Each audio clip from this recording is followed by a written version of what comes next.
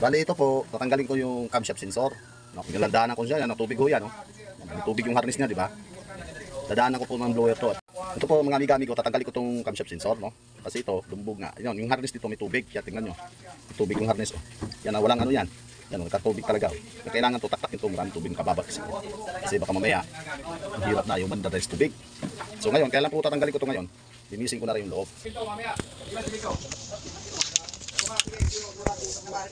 Bahalag tayo. Yun, tubig din. Ito, oh. Sabi tubig ko. Yan. Ito ha. Ang drama yan. Ngayon po, tuturo ko lang sa mga banggito no, na estudyante mekaniko. Yung timing ngayon, no, sa ating crankshaft at camshaft. Yan lang po ang ituturo ko tips sa inyo, no. For GG1 po makina, no. Tutusok mo natin yung screw. Pag tumaso yan, ibig sabihin, naka-timing yan, no. Yan, tingnan nyo. Tumataas yan, no. Uno ha, sa uno tayo mag-tap. Ang camshaft po niya, posisyon dito. Intake po ang posisyon, no, dalawa. Nandito sa likod. Yung exhaust naman, naka-posisyon naman, dalawa din. Ito. Kaya po, nandito yung timing. Ito, bye. Ayan po, nakita yung timing niyan, kulay puti. Yan. Yan po. Kaya po ito tinanggalan, gawa kasi ng injector di makuha pag hindi mo ito tinanggal ang camshaft. Yan po ang timing, kita ba? Pakita natin sa kanila para yung mga estudyante mekaniko. Ayan, yan, kulay puti, no? Kabila. Kulay puti. Yan po. Ngayon dito sa pulley po, kasi dukot lang naman ito. May timing po dito sa loob, no? Tingnan nyo ha. Gawa natin yan. Para magkakaintindihan tayo. Yan, pa-timing natin yan, bye, para makita nila. Tip ko lang po, no, sa mga banggitong mekaniko, kung GG1, yung mga master na yan. Marunong yan. Para po kayo hindi mataranta. Yan po. Ito pong timing yan, yan. Kita ba? Ilapit-lapit mo kunti ba? Tingnan mo maigi. Yan. May guhit po to, ito guhit. Yan. So yung guhit na yan, yan. Malabo lang kasi, yan, guhit na yan. Itatama po natin dito. Di ba? Yan. Kita na. Yan pong guhit na yan, yan yung timing sa top ng uno, no? So ibig sabihin, sumubra ang ating timing. Sumubra po ang aking ikot, no? Pura lang yan, ikot ko ha. Yan, maliit po ng logo niya, no, mark yan. So nakita na ba, crankshaft pulley? Ito ang timing niya, yan, may kanal po yan, no. Yan. Yan kanal na yan, sabit yan, isisintro dyan. So, sa kaso kasi masyado makita eh. Yan, pinakamaliit yan. Teka, guguhitan ko ha, bablikan ko kayo. Pus mo na. Kita ba? Yan po, no, yan, ay may kanal po ang ating crankshaft pulley. Tatama po dito sa ating angle. Itong angle na to, yan, yung maliit na yan. Yan yung tumama, no. Pasensya na, di masyado makita. Ito po ang timing ng ating crankshaft ha. Yan. Ito po siya, yan, arrow na yan, napakaliit lang po yan, ito. Yan. Ngayon, itong crankshaft pulley, may kanal ho yan. Nakatap na uno yan, sigurado yan. No? Itatama nyo yan, sintro. Ngayon, bali ang ating screw yan. Nakataas na po yan. Diba? Yan po ang timing natin, camshaft at saka crankshaft. Kasi po, kaya tinanggal ko itong camshaft dahil gawa ng injector, hindi makuha, hindi mabunot, bangga kasi dito. Kahit anong gawin mo, nababangga siya. Kahit may guide siya dyan, hindi mo makukuha. Mali, kukuha pala ito tayo. So, mali pala tayo. Ulit tayo. Mali. Ito pong camshaft sensor, tatanggalin natin kasi itong harness niya, nakakatubig. Maraming tubig to eh. Pasa yan o, tubig o yan. Laki to ba, pakita mo. Itong harness ng ating sakit ng sensor, camshaft sensor, napakaraming tubig yan. Yan, lubog kasi ito, no. Kaya tanggalin natin. Yan. So, natanggal ang ating kasi lilinisin ko yan. Loob. Itang ko. Blower ko. Ngayon po, ito namang timing. Mag-timing ko tayo ng 4GG1. Kasi po, kinuha ko yung injector. Hindi ko makukuha injector kasi nakaposisyon sa banggaan nating camshaft. Ang nangyari kasi dapat katigas ay di talaga kaya ikutin. So pinasingaw na namin yung langis. Kasi nakuha na yung injector. So ngayon, tatanggalin ko to ulit para ipasok ang injector. Makukuha sana natin yung injector kung nakaposisyon siya ng ganito, no? Yan tulad niya, no. Nakaposisyon kasi po, pwede mo naman ditanggalin ang camshaft kapag nakaposisyon siya ng ganyan na ating makina yung camshaft yan. Pagka ganyan ho yan, makukuha mo na yung injector. Eh dati kasi ay umikot, super tigas. Ngayon umikot na. So tatanggalin ko to ulit. So may guide lang po ako sa inyo yung timing ng ating camshaft at crankshaft. So ngayon mag-timing tayo ng ating camshaft at crankshaft. Hintayin natin tumaas to, no? Yan ha. Bumabaho yan, baliktad. Napasubra lang po, napasubra. Babalik natin. Yan. Pagtaas niyan, yan. Tumaas na, di ba? Hanapin natin top dead center, yan. Sintro. Ngayon ang posisyon ng ating camshaft, intake dalawa dito. Exhaust dalawa. Yung camlog niya posisyon dito. Saka yung kabila, camlog din. Okay. Ngayon po, nandito yung timing niya. Yan. Naka-timing po yan ng camshaft no, malin. Yan, sa kabila. Dalawa. Gitna po ito dalawa. Kabila naman, gitna ito dalawa. Dito naman sa crankshaft po tatama naman natin yung timing. Oh. Kahit na nakatap na itong piston, yan, nakatap na po siya dyan, taas na. Panigurado po tayo kasi may mark yan. Yan. Ayun po, itong crankshaft po ito yung timing niya, no? Yan. Ito. Yung may angle na yan, tatama natin sa kanal. No? Yung angle na to, yung angle, tatama natin sa kanal. Nandito pa yung ating kanal ng timing, malayo pa. So ikutin ko yan, itatama natin. No? Yan. Makina po dito ay 4GG1 ha. Yan. Kasi po umikot ito kasi nakalabas na yung langis. At saka yung tubig. Pumasok kasi sa loob ng piston, gawa ng lubog sa baha eh. Ito na po, yan o. Tamal na yan. Yan. Yan o, sabit o. Yan, isisintro ho yan dyan. Yan ang sikreto dyan ng timing. Okay. Ngayon, kahit di ko na ito siya tatanggalin kasi nakaposisyon na ang ating injector sa uno. Ayan o. So, ibig sabihin, o, nakapasok na siya kasi nandito na siya sa posisyon niya eh. Yan lang, nakatiming, ikotin ko lang konti ha. Para pumasok yung injector. Yan o, di ba? Ibig sabihin, nakakalusot na siya. Dati kasi, hindi ko mahugot yung injector kasi nakaposisyon ang ating camshaft, nakaganyan po yun o. Ganyan ang posisyon niya, no? Tingnan nyo, ikot ha. Yan. Nakaganyan po yung una, hindi ko maikot ang makina. No choice ako. Nung tinanggal ko, hindi ko maikot ang makina. No? Yan. Sabit kasi yan eh. Kahit tutukin mo yan, hindi yan papasok yan. Ngayon, papakita ko pa rin ulit sa inyo. Para ano, tabli kayo. Yan. Ito kasi, guide kasi ito sa injector eh. Parang hindi ka na magtanggal ng camshaft. Yan o. Diba? Lusot yan. Ngayon, pagka nakaposisyon siya sa ibang kanyang camshaft, pag ginugot mo yung injector, hindi talaga tatama, hindi talaga mahugot yan. Ay nagkataon, hindi na ikot ang makina kasi nga napuno na lang sa loob tsaka ng tubig. Kaya ginawa ko, tinanggal ko, niluwagan ko. Ngayon, tinuro ko sa inyo yung timing, yun na po yun. Okay? Prob. So ngayon, babalik ko, bubunot na yan. Posisyon niya. Kasi naikot na eh. Yan. Hindi talaga ako dapat magtanggal ng camshaft. Ang nangyari kasi, hindi umiikot to eh. Stop na. So kaya na, yun na timing ng camshaft, crankshaft. Yan na. Nangyari kasi nito, nung una, yan na, katulad niya, napasok yan, di ba? Nung una kasi nakaganon ang posisyon ng ating camshaft. Hindi ko mahugot ang ating injector. Nakaganito po ang posisyon niya. Yan. Nung nagtanggalan kami, hindi talaga makuha kahit anong gawin. So ang ginawa ko, tinanggal ko ng camshaft para lang makuha ko ang injector. Pwede naman sana makuha ang injector kung di ko tanggalin ang camshaft. Kapag nakaposisyon ang ating camshaft na ganito. Yan. Yan, kukuha, di ba? Nangyari kasi hindi umiikot dahil napuno na ng langis at tubig. Lubog kasi ito sa baha. So ang ginawa ko kanina, yung timing ng camshaft, dalawa, tsaka crankshaft, yun na po yun. Tinanggal ko lang dito yung camshaft sensor para lang po sure tayo kasi napuruhan ng tubig yun. Okay? Rob, tatakto naman timing. Mag-timing ko tayo ng 4GG1 kasi po kinuha ko yung injector. Hindi ko makukuha yung injector kasi nakaposisyon sa bagaan natin camshaft. Ang nangyari kasi patigas ay di talaga kaya ikutin. So pinasingaw na namin yung langis. Pagtaas yan, tumaas na, di ba? Hanapin natin top filter yan. Sitro. Ngayon ang posisyon ng ating camshaft, intake dalawa dito. Exhaust dalawa. Yung camlog na posisyon dito. Saka yung kapila camlog din. Ngayon po nandito yung timing niya. Yan. Timing ko yan ng camshaft mo malinaw ba? Ha? Malinaw, dilim natin. Yan, sa kabila. Dalawa. Kita ko ito dalawa. Kabila naman. Kita ito dalawa. Sa dito naman sa crankshaft po so lang medyo kasi dyan medyo madilim. Yan o, sabi to.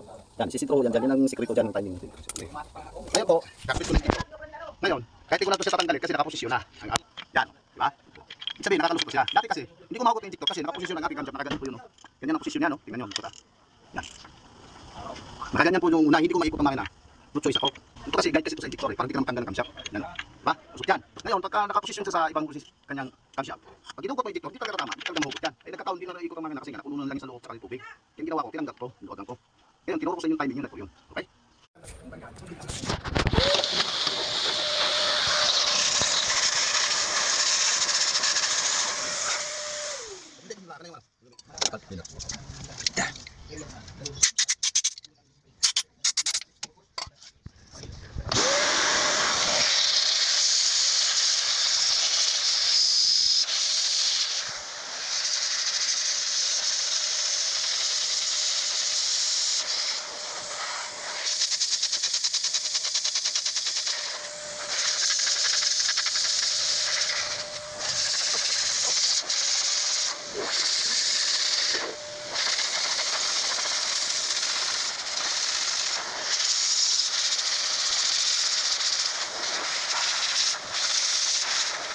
Ito na po, kinakabit ko na yung ating camshaft sensor. Maliit lang po yan. Yan. Bali, ito naging blower ko kanina, maraming tubig. Natuyok na po yan. At saka nalinis ko na yung loob nito, yung sensor. Sunod po, kabit ko muna radiator, yung jet pan, alternator. Pinaklas ko rin yung alternator niya kasi dami tubig. Linisin ko lang. Ganun lang po ang aking trabaho. So, balikan ko kayo, kinabit ko na itong mga injector dito sa taas. Ito po, papasok na itong camshaft, ating injector kasi yung ating camshaft may guide na yan eh. Di tulad nung dati. Papasok natin ng ganyan, ano? Kasi yung camshaft nito, mayroon siyang contain para sa guide ng injector yan. Kung kita nyo, hindi bilog yan, di ba? Ito ho, dadaan yung ating sa injector ng posisyon ng kanyang fuel line. Ito yan. Kasi pag umikot po ating camshaft niyan, hindi na yan papasok. Kaya dito itinatap natin yan. Ngayon, nalagyan ko ng washer. Yan. Nalagyan natin ng silak, no? Yan. Nalagyan po natin ng silak yan. Medyo patuyuin na natin ng konti. Bago po ikabit itong washer, kailangan huwag mo kalimutan kasi malaking bagay po yan. So ngayon, nalagay natin dyan. Kasi natin. Bago ko po ito ikabit, 10 minutes para maganda ang kapit dun sa loob. Kasi pag nilagay natin basa pa, hindi ho natutuyo ng maganda, hindi maganda ang kapit niya. Ganun po ako magawa, ano. Depende lang sa ibang mekaniko, kabit nila kagad. Nasa diskarte lang din po yan. Yung diskarte ko naman 10 minutes bago ko ito ikabit para matuyo doon sa ilalim.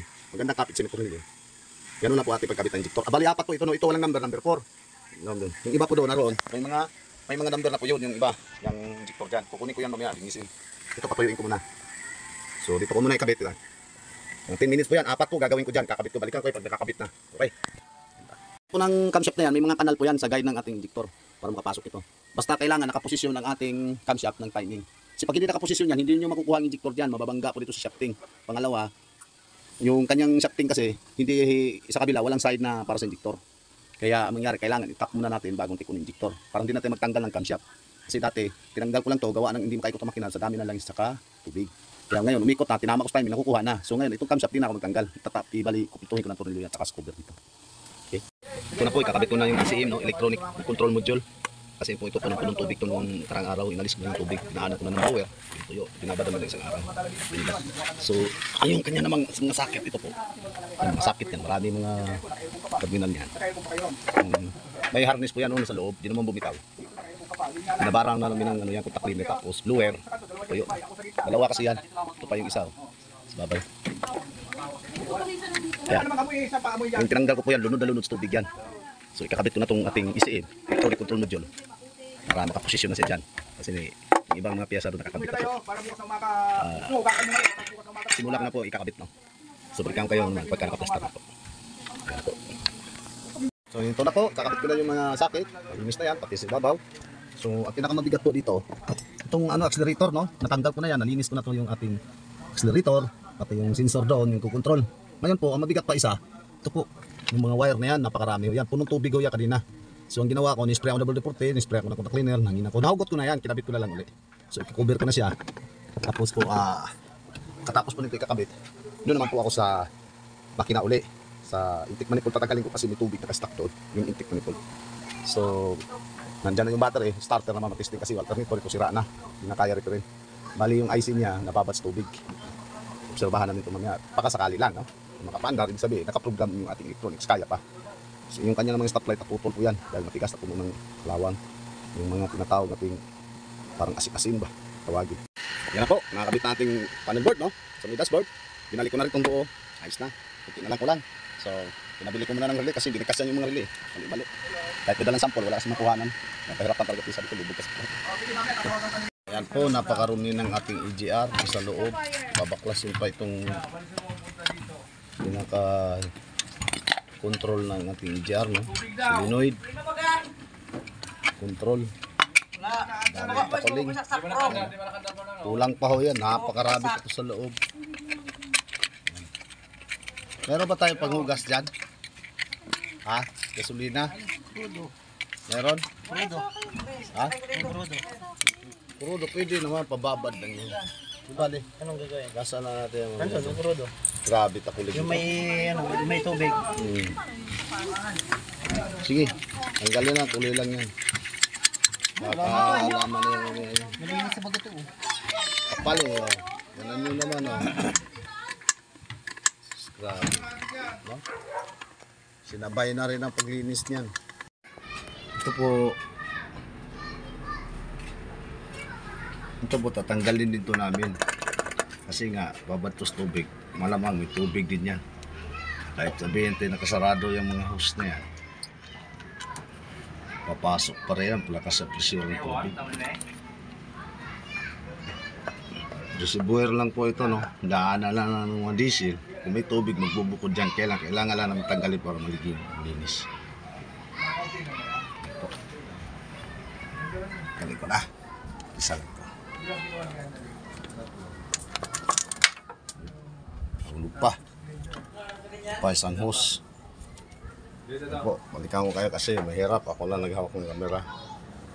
Dito po nakaposisyon ang ating crankshaft sensor ha. Sa may gilid ng starter. Yan po, 4GG1 na modelo. Dito na po ang nakaposisyon siya. Ito na po kinuha ko ang ating crankshaft sensor. Yan. Tingnan ninyo, ang dumi niya, no? May halong tubig kasi lubog na ito. Yan. Parang siya ron di gatas. Hugasan ko siya ng contact cleaner.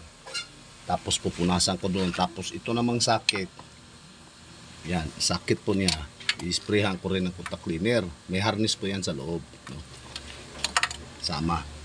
So yan po, no. Linisin ko lang muna, no. Pagkatapos ibabalik ko na to siya. Kasi mahirap na kung di ko to linisin. May program. Kakailaw, hindi makapaandar. Baka ma-detect yung check engine. Okay. So ayan na po, nalinis ko na yung ating sensor. Yan, tingnan nyo. Linis na ko yan. Ngayon, yung butas naman doon, malinis na rin. Pati ito, nalinis ko na rin. So, ginamitan ko kasi ng ating vacuum. Pati ito yung ating temperature sensor. Nilinis ko na rin. Ito po yung...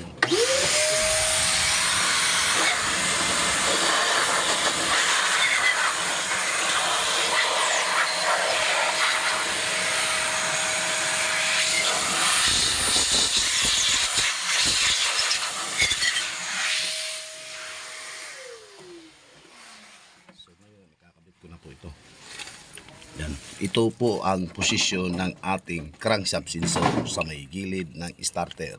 Ayan po, no. Tapos ang bolt dyan ay number 10 lang, no, na 10 mm. Kumbaga ang katawan niya 6 mm.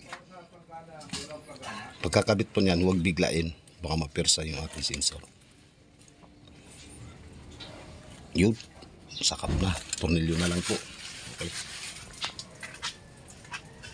Yan na po, nakakabit na, no. Ito pong ating dictor, may o-ring po yan. Yan sa loob. May o-ring po bilog yan. Kailangan hindi pwede wala yan. Kasi pagka nawala yan, magtagas ang diesel, maghalo ating langis. Tsaka diesel, no. Ayan po, tingnan nyo. May o-ring ho yan sa loob. Ayan na. Ayan po. Tinatanggal ko yan. O-ring po, ito yun. Yan ang o-ring yan, no. Yan o, maliit na o-ring. Magalaw ho yan. Kailangan kompleto yan. May o-ring lahat yan. No? Kasi pag walang o-ring yan, tatagas talaga yan. Kahit anong higpit ko dyan. Maghahalo sa ating langis, yung diesel. Yan. Nakabit na po rin po ang EGR. Malinis na po yan. So, kompletuhin ko na lang po. Mapapaanda pa nila. Ito po, nakakabit natin bag cover, no? 15 po ang tornilyo nitong valve cover. Napakarami po yan. Mabusisi lang talaga galawin to. Ganun lang talaga ang ganito mong system ng computer, system electronics. Ganyan po ang ating nakalawit, mga wire, mabusisi. Kaya kailangan doble ingat lang po, no? Ayan po, simulan ko na higpit na lahat. At saka yung mga hose, kabit, saka rotator, no? Okay. Okay. Palitan na, nandiyan Diyos. Ito po, itong mga viewers natin, ano? Miga, amigo, sir, madam, katropa. Ito pong alternate to galing Blooming Treat in order the boss. Kasi yung luma niya po, itong dito nakalagay, nandyan po nakalagay ang posisyon niya, ha? Yan. Dito, wala na siyang alternator, no? Yung lumang alternator niya, ang dahilan po nasira, na babad sa baha. Lampas kasi ng truck dito. Matagal kasi siya nakabawad, no? Bali, 14 days. Ano lang pala, sorry ho. Bali 7 days, isang linggo, babad siya. So ngayon, tinanggal namin. Pinadala ko sa electrician. Ang nangyari po, pinita nila ng bearing kasi stock up. Pagkabit nila, so sira naman yung IC, ayaw kumarga. Eh wala kami makuha dito. So, ang ginawa namin, order kami sa Maynila, sa Blue Retreat Cruise. Kaya ito na po dumating. Bago nila dinala, tinisting nila doon, binibidyo sa amin. Kumarga na ng mga ayos. Bali ito po ay 80 amperahe, no? 24 volts. Tapos yung kanyang groove natin sa pulley, 5 piki sa fan belt. Tumama naman, tugma naman.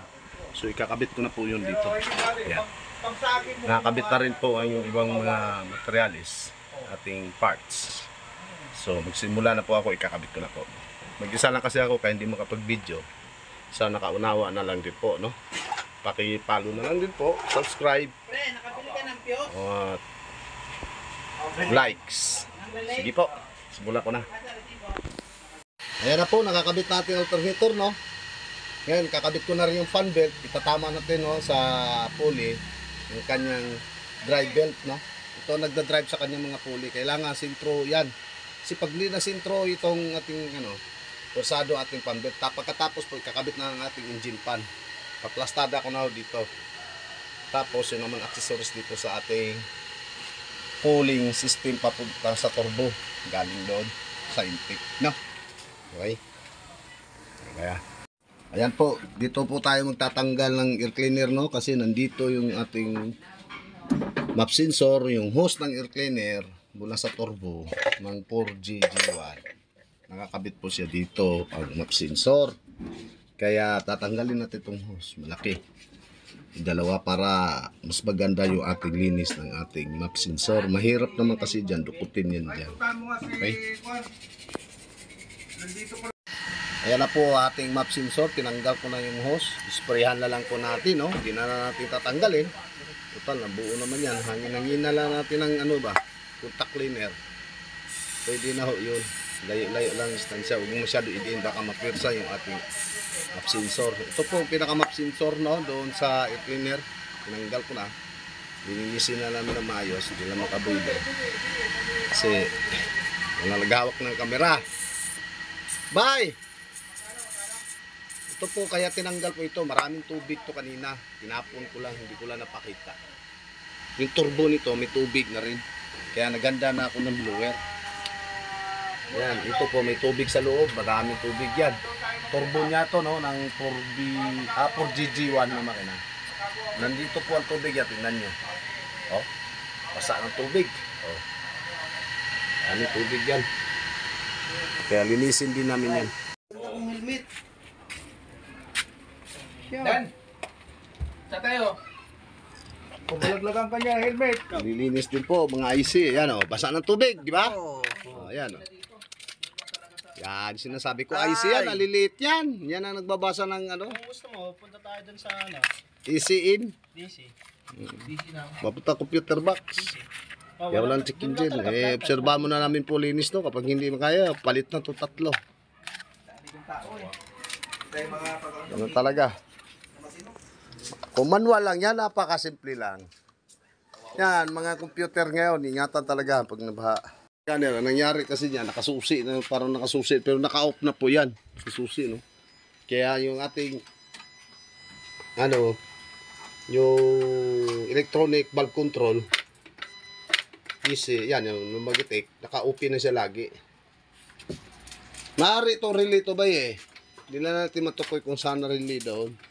Sige, tanggalin mo lang yan, grounded yan eh. Tanggal na? Ha? Tanggalin mo lang yan, isang wire. Paklas dito sa may manubila. Gagawa lang tayo ng ating may patayan. Ayan po, oh, may check engine po yan. Oh. Yan. May ilaw na po yan lahat. No? So, nangyari itong isa, sasakyan, may sinasabing tolls. Yun. Re-reset lang yan, namamatay naman sa andar. Eh. Tanggal na! Isa lang tanggalin mo. Ito po, matindi ang trouble nito kahit naka-off ang susi, oh, nakailaw. Oh. Kilaw ang ating panel board. Yan, naka-off po ang susi niyan. Wala pong patayan nito, ay mamatay. Tumawag pa to eh. Yee! Patayin. wala na yung check engine. Ito po, mga amigo, problema ito, walang patayan. Tingnan nyo, oh, ba? May check engine, may tolls, may langis, panel board yan ha, mayroon siyang indicator ng ating handbrake din, lahat, nagana na yan. So, ayos na. Problema po natin, pag pinaandar ho yan, hindi na mamatay. Naka-off po ang susi niyan. Kaya ang ginagawa ko pagpatay, binubuksan ko po yung ating common rail doon, isang stick para mamatay ang makina. So ngayon po ang mga wiring, backlas na lahat yan. Tingnan nyo sususi. Pakita mo, Pigo. Yan. Tanggal na ho lahat yan, no? Pati doon, tanggal na rin. Tanggal na lahat. Pati dito, tanggal na rin. Mga sakit yan. Tinisting na namin yan. Wala rin. No, wala na ang relay yan. Ubus na. Fuse na lang natira. Yan. So ngayon po, mayroon akong gagawin dito. Kasi di naman ako electrician, technician. Importante, mapaandar, mamamatay. Gamit. Kasi babats tubig to, kalawang. Habok tubig dyan. Okay? Ito po yung mga relay niya, no? Dami. Yan. Sa katutak na relay ho yan. Tinanggal na ho yan. So ngayon, hanapin kong trouble nito. Balikan ko kayo ha, para mamatay makina. Pag andar, patay. Yun ang importante lang dito. Kasi mekaniko lang naman ako eh. Experience, wala akong nauna, wala akong scanner. Ang malaga ho, hindi nasira yung ating ECM. Electronic Control Module. No? Sige, amigo. Maglalagay na lang po ako ng conversion ng ibang switch para ito siya, mamatay mo yung ating indicator, patay ang makina. Ngayon, lalagyan sa sarili switch, pagbukas ang indicator, o andar ang makina. Kasi ho, naka-off ng susi yan. Tingnan nyo naman yan, no? O ayaw magbabago, naka-off na ho yan. Andar po yan, pero kaso lang, hindi na mamatay. Bubuksan po pa yung cowl. Napakahirap doon. Mahirapan po ang driver natin. Okay?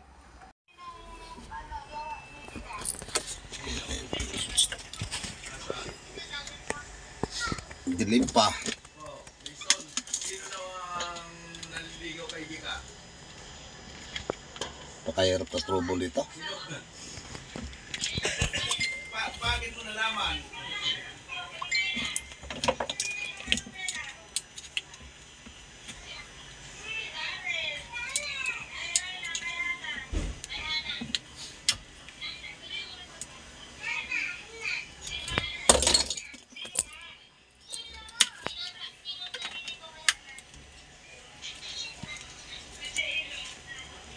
Seryoso na to, oh.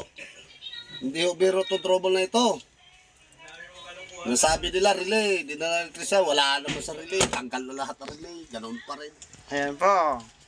Ginagawan po ng paraan. Sa Pilipinas lang po meron nito. Yan, ang Pinoy. Electrical tape natin, Migo, kunin mo.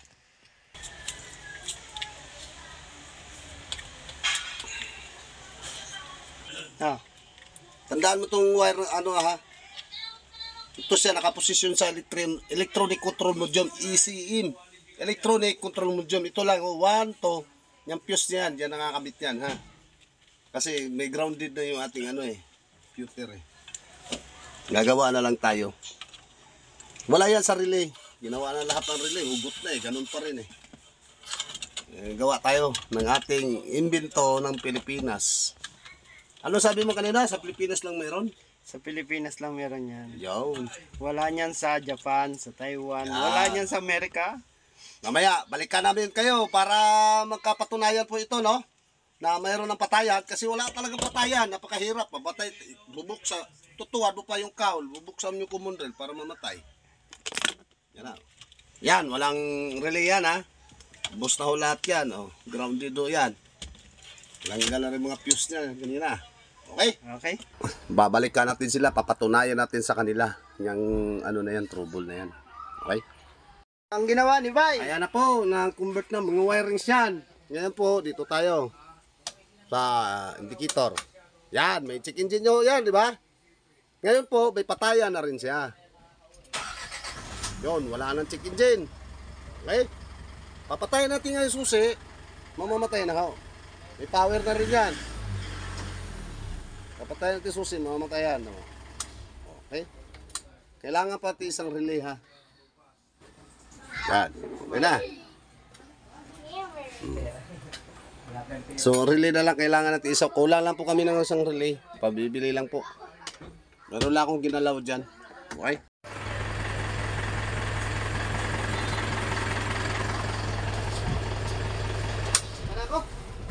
Ito na po sir, no, madam. Naayos na po namin na kuha din namin ang trouble. May ginawa lang po ako dito na wire. Kasi ang nangyari sa kanyang wire po ay naalanganin parang mapuputol na. So nilagyan ko ng sariling switch niya. Ang importante ho, namamatay na po siya kasi dati din namamatay. Ito po, kompleto naman siya lahat. No? Program niya, may check engine, heater plug, tsaka kanyang tools, no? At saka yung battery, brake, langis, tsaka handbrake. So pag ni-start po natin yan, gumagana na po, patay na lahat. So ayos na po.